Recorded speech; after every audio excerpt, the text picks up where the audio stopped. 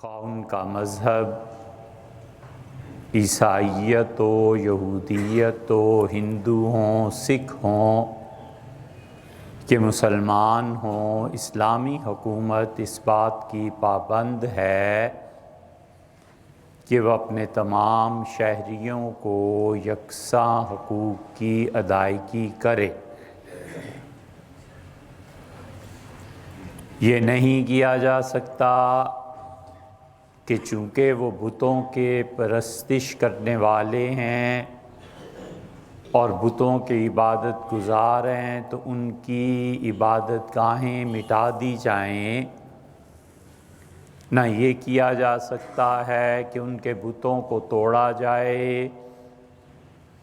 حضرت رسالت پناہ صلی اللہ علیہ وسلم نے مدینہ منورہ کے پہلے معاہدے میں یہودیوں کے ساتھ اس بات پر دستخط کیے کہ ملت واحدہ، یہودی اور مسلمان ایک امت ہیں۔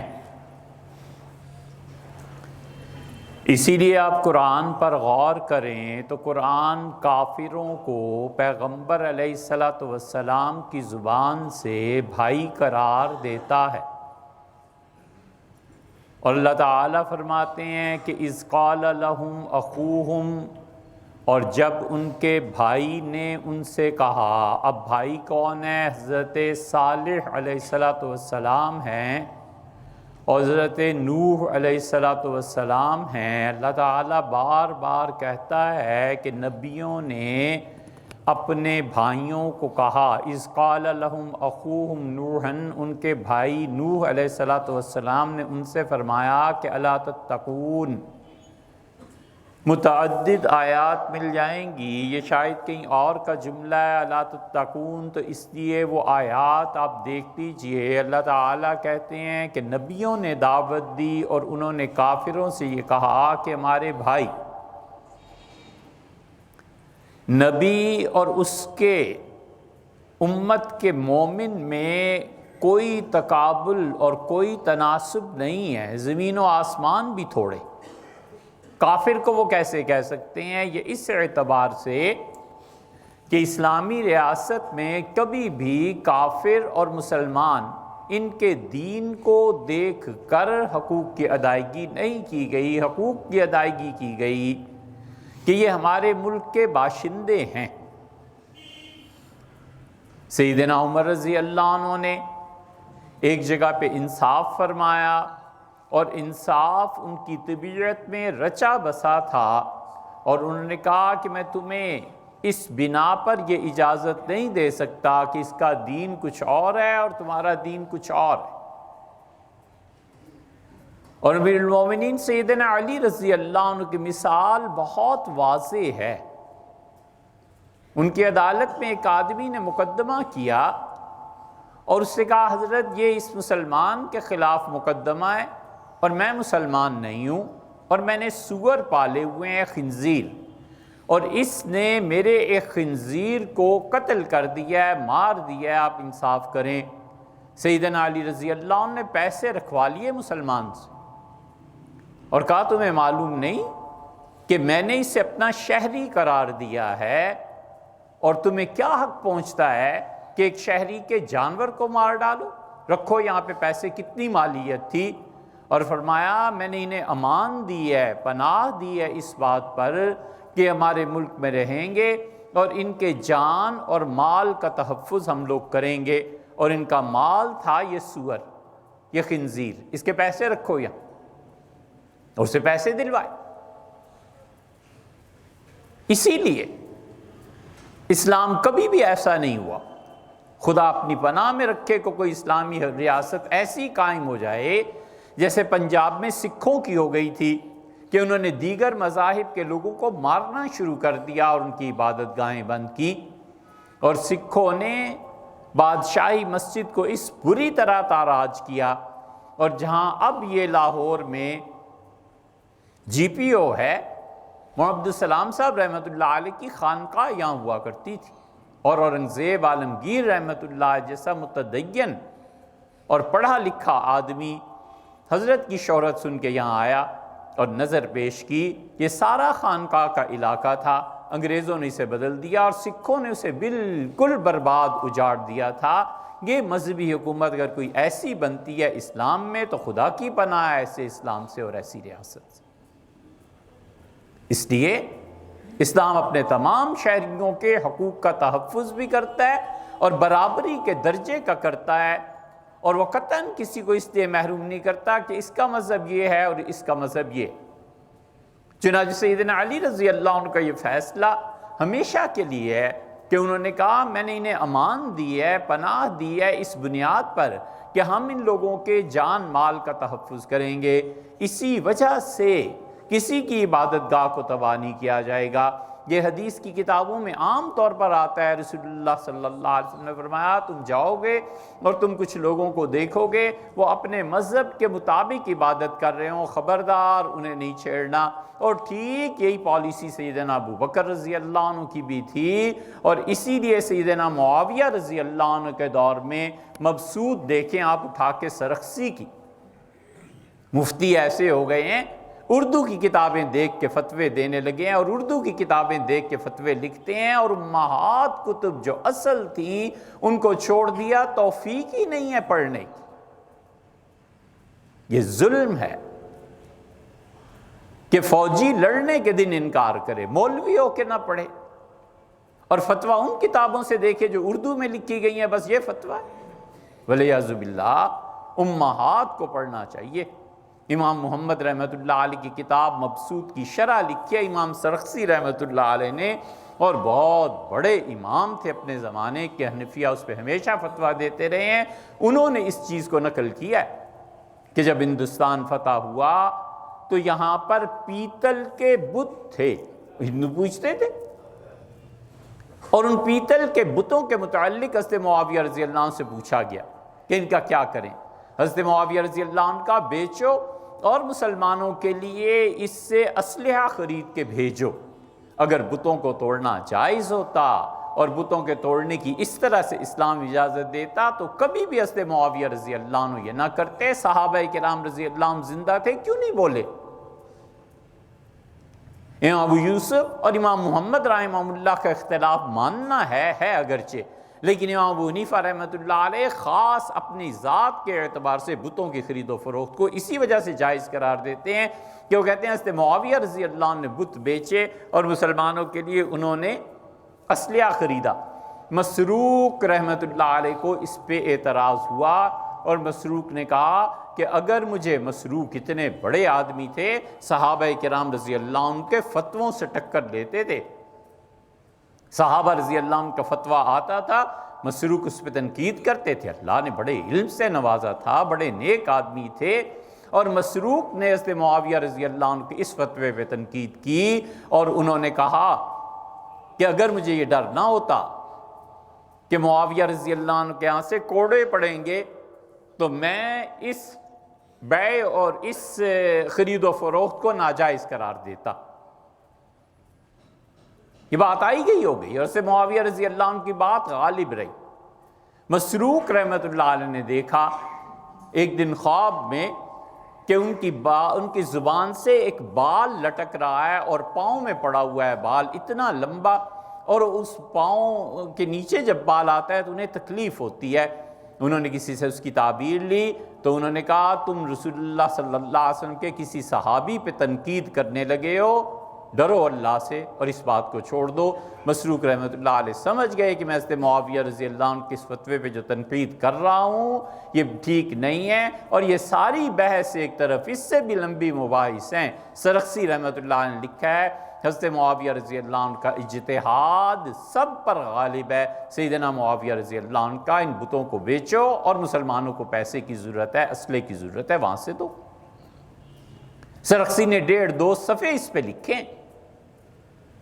یہ پڑھے ہوتے تو پھر پتہ چلتا نا کہ آپ یہ خارجی بتوں کو کیسے توڑ رہے تھے. دعویٰ یہ ہے کہ ہم حنفی ہیں، بس ہم کہتے ہیں حنفیت میں یہ بات نہیں ہے. اتنی سی بات ہے. آپ کہیے آپ وہابی ہیں، آپ کہیے آپ اہل حدیث ہیں، آپ کہیے آپ خارجی ہیں، آپ پھر دعویٰ اور دلیل دونوں میں مطابقت پیدا کر لیجئے. کسی کو کیا حق پہنچتا ہے آپ سے زیادہ بحث کا؟ حنفیت میں یہ نہیں ہے. ریاست کسی بھی غیر مسلم کی عبادت خانے کو نہ تباہ کرے گی، نہ ان کے معبودوں کو چھیڑے گی۔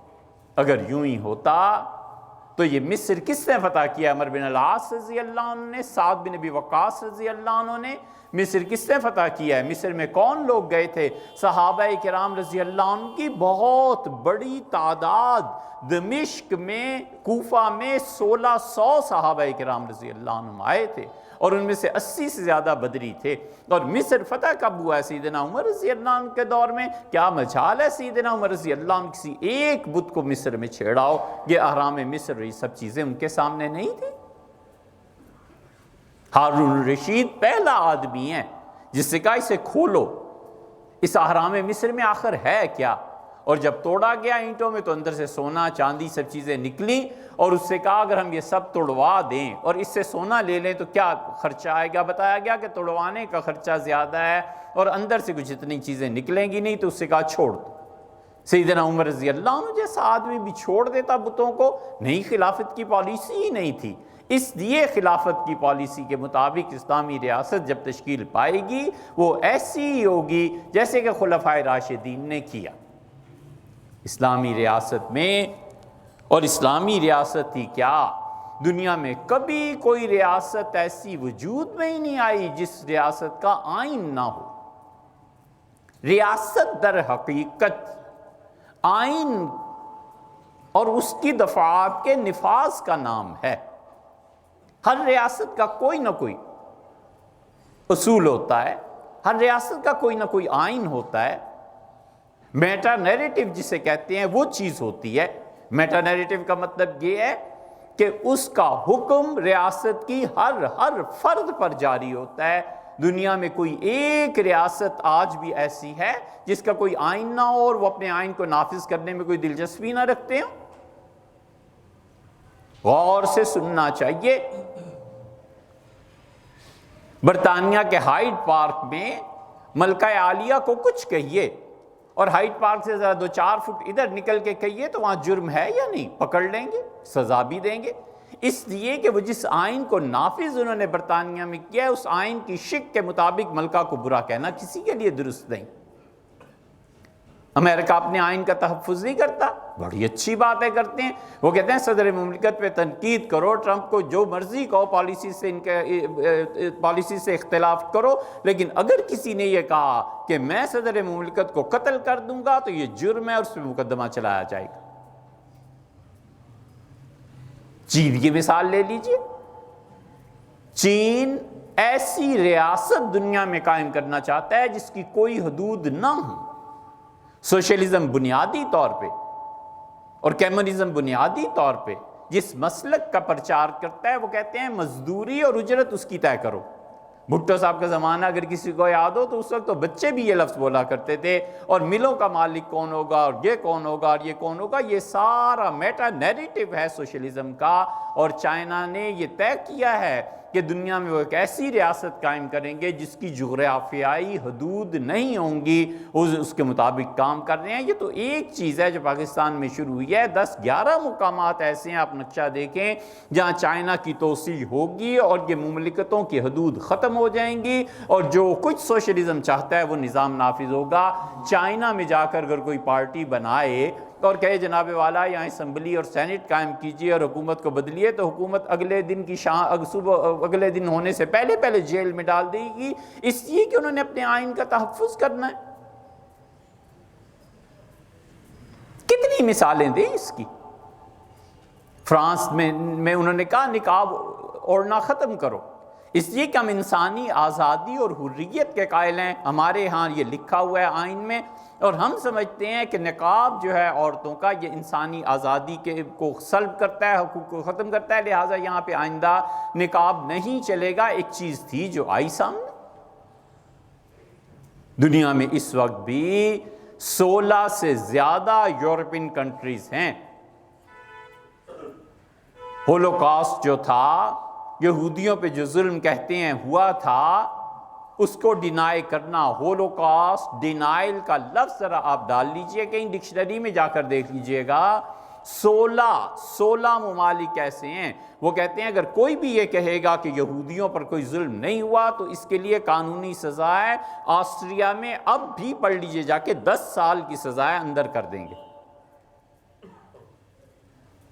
امریکہ میں کوئی آدمی مارکسزم کو پڑھے، بالکل پڑھے، لیکن اس کی اجازت کوئی نہیں دیتا کہ وہ مارکسٹ بنانے لگے اور سوشلسٹ بنانے لگے۔ بالکل اسی طرح اسلامی ریاست جو ہوتی ہے وہ در حقیقت اللہ کی حاکمیت پہ قائم ہوتی ہے، اور اللہ ہی کی حاکمیت کے سامنے اس کے آئین کی بنیادی شک یہ ہے کہ وہ خدا کی توحید کو پھیلانے کے لیے ہے اور اللہ تعالیٰ کی حاکمیت کو قائم کرنے کے لیے ہے۔ اللہ کی حاکمیت ہے اور اللہ کے علاوہ کسی کا قانون نہیں مانا جائے گا۔ اللہ کا قانون حضور صلی اللہ علیہ وسلم کی زبان مبارک سے اور قرآن کریم سے جب تک کسی ریاست میں دو چیزوں میں وحدت پیدا نہیں ہوتی، ریاست کبھی بھی نہیں چلا کرتی۔ ریاست میں وحدت پیدا ہوتی ہے نظریاتی طور پہ، اور ریاست کے عوام میں وحدت پیدا ہوتی ہے اخلاقی طور پہ۔ یہ دونوں چیزیں ریاست کے لیے ضروری ہوتی۔ ہم کہتے ہیں اسلامی ریاست میں اللہ کی حاکمیت قائم ہوگی، قانون وہ بنے گا جو اللہ چاہتا ہے، قانون وہ بنے گا جو ائمہ کرام رحمہم اللہ نے اجتہاد کے ذریعے لوگوں کے سامنے رکھا ہے۔ یہ ایک لمبی بحث ہے۔ اللہ کی حاکمیت اگر اسلامی ریاست میں قائم ہو جائے، اور ہونی بھی چاہیے، اور وہ یہ کہے کہ ہمارے آئین کے خلاف ہے کہ تم اپنے مذہب کو تبدیل کرو، اگر مذہب کو تبدیل کرو گے تو ریاست میں انتشار پھیلے گا، کفر کا دروازہ کھلے گا، ارتداد کا دروازہ کھلے گا، ہم کسی کو مرتد ہونے کی اجازت نہیں دے سکتے۔ تو یہ قابل اعتراض ٹھہرا کہ ارے صاحب آپ کے یہاں مذہب تبدیل کرنے پہ قتل کیوں کر دیتے ہیں، ارے صاحب آپ کے یہاں 10 سال آسٹریا میں قید کیوں دے دیتے ہیں، آپ کو آپ کے آئین کے تحفظ کا حق حاصل ہے، ہم اس پہ خوش ہیں، ہم اس پہ بھی خوش ہیں کہ اسلامی ریاست قائم ہو اور وہ اللہ کی حاکمیت اعلیٰ کو قائم کرے۔ قانون ہمیشہ انصاف، ہمیشہ وہ آزادی کی حدود متعین کرتا ہے۔ قانون اس لیے نہیں ہوتا کہ لوگوں کو پکڑا اور جکڑا جائے، فتوے اس لیے نہیں ہوتے کہ لوگوں کی زندگی میں تنگی پیدا کی جائے۔ فتویٰ اور قانون ہمیشہ آزادی کی حدود کو متعین کرتا ہے۔ آپ کے ہاں آزادی کی حد متعین ہے نکاح کے بارے میں کہ کس کس سے کیا جا سکتا ہے، اور خیر سے اب امریکہ کی سپریم کورٹ نے جو فیصلہ کیا، آپ نے ایک حد متعین کیا، اسلام بھی ایک حد متعین کرتا ہے۔ پھر اس پہ اٹھ کے چیخنا اور دنیا بھر کو بتانا کہ اس ملک میں گیس کے حقوق نہیں ہیں، فلاں کے حقوق نہیں ہیں، فلاں کے حقوق نہیں ہیں، آپ کو حق پہنچتا ہے کہ آپ آزادی کی حد کو متعین کر کے انسانوں میں جنس کی تفریق نہ کریں اور حیوانوں سے نکاح کی اجازت نہ دیں۔ ہمیں بھی ایسے ہی حق پہنچتا ہے کہ ہم کہتے ہیں اسلام میں جب اسلام کی حاکمیت اعلیٰ ہے تو ہم شادی کے لیے، رہن سہن کے لیے کوئی حد متعین کر دیں۔ یہی کام ہم کریں، آپ کریں تو بالکل کھلی چھٹیاں، اور یہی کام حدود اور انصاف کو متعین تقاضے پورے ہم کریں تو قابل اعتراض۔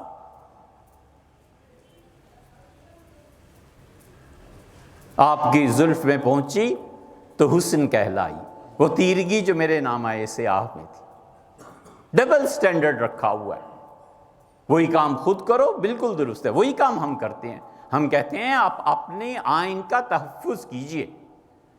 آپ کے نزدیک عقل سب سے بڑی حاکم اعلیٰ ہے، اس کے مطابق کیا جائے گا۔ آپ کی عقل 300 سال کے بعد یہ کہتی ہے کہ انسانوں اور جانوروں کے نکاحوں، امریکہ کی سپریم کورٹ یہ فتویٰ دیتی ہے، دے، آپ رہیں اس میں، زندگی میں خوش رہیں، ہم کیا کہہ سکتے ہیں آپ کو۔ اسی طرح اسلام جن حدود کو متعین کرتا ہے، جب ہمارے ہاں عقل کی بجائے اللہ کی حاکمیت اعلیٰ ہے اور وہی حاکم اعلیٰ ہے اور ہمیں وہی کی مان کے چلنا ہے، تو کوئی فرد ایسا نہیں ہے جس کو ہم اتنی آزادی دے دیں اسلامی ریاست میں کہ وہ انتشار کا سبب بنے اور آئین کو توڑے۔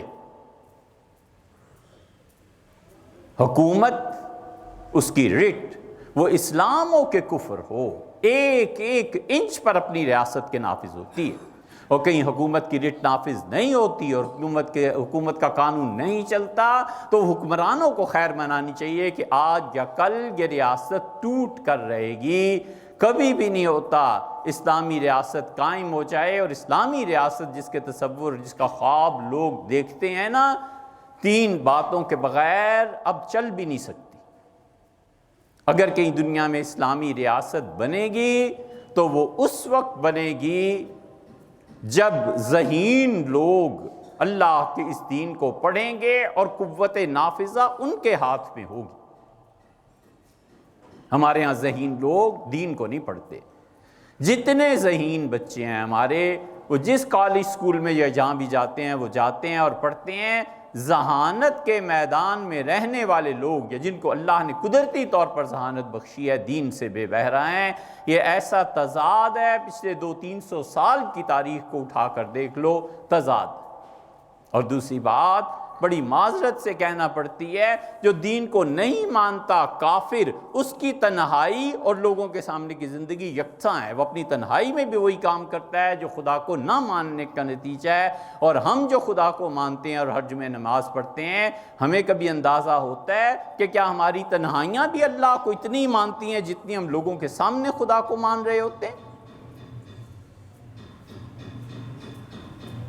اور تیسری چیز، کبھی اسلامی ریاست قائم نہیں ہو سکتی جب تک کہ لوگوں میں عبادت کا ذوق پیدا نہ ہو۔ عبادت کا ذوق پیدا ہونا چاہیے۔ اللہ نے 2 چیزیں دین میں رکھی ہیں، اتنی بڑی بات کہ حضرت شاہ ولی اللہ محدث دہلوی رحمۃ اللہ علیہ نے کہی، اور جب حضرت کی کتابوں کو مجموعی طور پہ پڑھا اور یہ فکر سامنے آئی تو عقل دنگ رہ گئی کہ یا اللہ، ہندوستان میں اس دور میں دلی میں ایسا نادر روزگار آدمی بھی پیدا ہونا تھا۔ یہ کوہ نور سے بڑا ہیرا کوئی تیرے خزانے میں تھا جو وہاں پہ بھیج دیا۔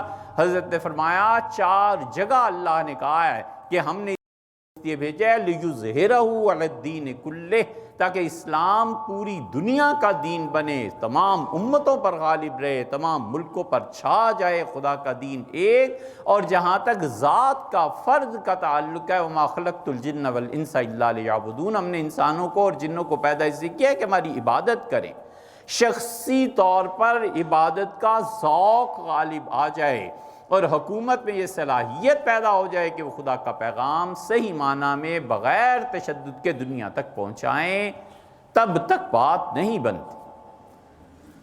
اللہ کی عبادت کا ذوق اتنا انسان کو اس میں منہمک ہونا چاہیے، لمبے سجدے کرے اللہ کے لیے اور دیر تک اللہ کے حضور میں کھڑا رہے۔ اللہ تصور ہے یا حقیقت ہے؟ ہم سب کو سوچنا چاہیے کہ ہمارے نزدیک اللہ تصور ہے یا حقیقت ہے؟ ایک ہے خیال، خیال میں لیا یہ زلزلہ آیا اور لوگ بھاگنے لگے اور دیواریں ٹوٹ گئیں اور شہر برباد ہو رہا ہے، اور ایک ہے امر واقعہ، ولیعذ باللہ، خدا اپنی پناہ میں رکھے، کبھی زلزلہ آ جائے اور یہ ساری بلڈنگز گرنے لگیں، اس وقت دیکھو پھر کیا حال ہوتا ہے۔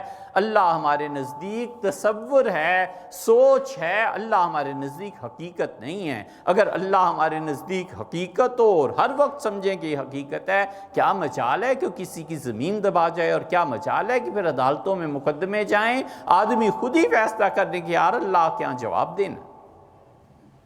اللہ تصور ہے ہمارے یہاں، عبادت میں بھی، حقیقت نہیں ہے۔ حقیقت میں پتا ہو کہ اللہ کے حضور میں کھڑا ہوں، اور حقیقت میں پتا ہو کہ ذوالجلال ہے، حقیقت میں پتا ہو کہ شہنشاہ عالم ہے، حقیقت آدمی جان لے کہ جہاں کھڑا ہوں نا یہ بڑے ادب کا مقام اور احترام ہے، تو پھر پوچھیں کہ نماز میں جی نہیں لگتا اور نماز میں ادھر ادھر کے خیالات آتے ہیں، آنے ہی چاہیے، اس لیے کہ جو غذا آپ کھاتے ہیں اس کا نتیجہ یہی نکلنا ہے۔ آپ کانوں کو حرام چیزیں دیتے ہیں، زبان کو حرام چیزیں دیتے ہیں، آنکھوں کو حرام چیزیں دیتے ہیں، تو حرام کے نتیجے میں اللہ کے حضور میں جی لگے۔ یہ کب سے ہوا ہے کہ لوگ کیکر کے درخت لگائیں اور گلاب کی تمنا کریں؟ عبادت کا ذوق ہونا چاہیے۔ عبادت کا ذوق 2 چیزوں سے پیدا ہوتا ہے۔ عبادت کا ذوق پیدا ہوتا ہے تہجد پڑھنے سے، رات کے آخری حصے میں اٹھے اور اللہ کے سامنے بیٹھ جائے، دیر تک خدا سے مانگتا رہے، ایسے ہی مانگے جیسے خدا حقیقت ہے، اور اسے چاہیے کہ دیر تک سجدے کرتا رہے کہ کسی طرح آپ کی رضا چاہیے، آپ کی خوشی چاہیے۔ اللہ نے کہا ہے وَاصْبِرْ عَلَىٰ مَا أَصَابَكَ، زندگی کی مشکلات میں جو مشکل آ جائے ہماری طرف سے سہ لے، برداشت کر لے، یہ عبادت کا ذوق۔ فطرت سے جتنے حوادث آتے ہیں سب جبر ہوتا ہے. زلزلہ فطرت سے آتا ہے، سیلاب فطری طور پہ آتے ہیں، بارشیں فطری طور پہ ہوتی ہیں. ہم اور آپ چاہیں یا نہ چاہیں اللہ کا نظام ہے، اللہ کے اس جبر کو ماننا ہے. اور فطرت کے مقابلے میں ہدایت اپنے اختیار سے ہوتی ہے. کلمہ چاہیں تو پڑھیں چاہے نہ پڑھیں، نماز چاہیں تو پڑھیں چاہیں تو نہ پڑھیں. فطرت اور ہدایت کو جمع کرے. فطرت سے جبر آ جائے، ظالم مسلط ہو جائے، کچھ ہو جائے، مناسب حال کام کرے، یہ اللہ کی طرف سے ہے. ایک یہ تہجد خدا کی عبادت، اور دوسرے خدا کی پاک کتاب کو سوچ سمجھ کے پڑھنا. میرے پروردگار نے مجھ سے کیا کہا ہے، اللہ مجھ سے کیا تقاضا فرماتے ہیں، اللہ تعالیٰ کی حکمتیں کیا ہیں. یہ دو چیزیں جب زندگی پہ غالب آتی ہیں نا، تب جا کر عبادت کا ذوق بننا شروع ہوتا ہے. لمبے سجدے، اور کوئی وقت ایسا نہ ہو کہ نماز پڑھے اور مصلی تر نہ ہو. یہ کیسی عبادت ہے، اور یہ کیسا خدا کے سامنے کھڑا ہونا ہے؟ اگر اللہ حقیقت میں ہے تو اس کی ذات پاک کے علاوہ کون سی جگہ ہے جہاں جا کر رونا ہے؟ کون سی جگہ ہے جہاں جا کر ہاتھ پھیلانا ہے؟ کون ہے جس سے اپنے گناہوں کی معافی مانگنی ہے؟ اور کون ہے جس سے ادب سے عرض کرنا ہے کہ ہو گیا جو ہو گیا، آپ آئندہ کے لیے مہربانی کر دیں؟ آخر کوئی جگہ اللہ کے علاوہ بھی کوئی جگہ ہے؟ اس خدا کی حاکمیت ریاست پہ قائم ہوتی ہے، اور اس خدا کے احکامات کو مانا جاتا ہے. یہ ہے اسلامی ریاست. اور یہ سیدنا ابوبکر رضی اللہ عنہ سے بات شروع ہوئی تھی کہ ان پہ اعتراضات کیے تھے. اسلامی ریاست میں اور کیا ہونا چاہیے، انشاءاللہ آئندہ جمعے سے کو پھر بات کریں گے.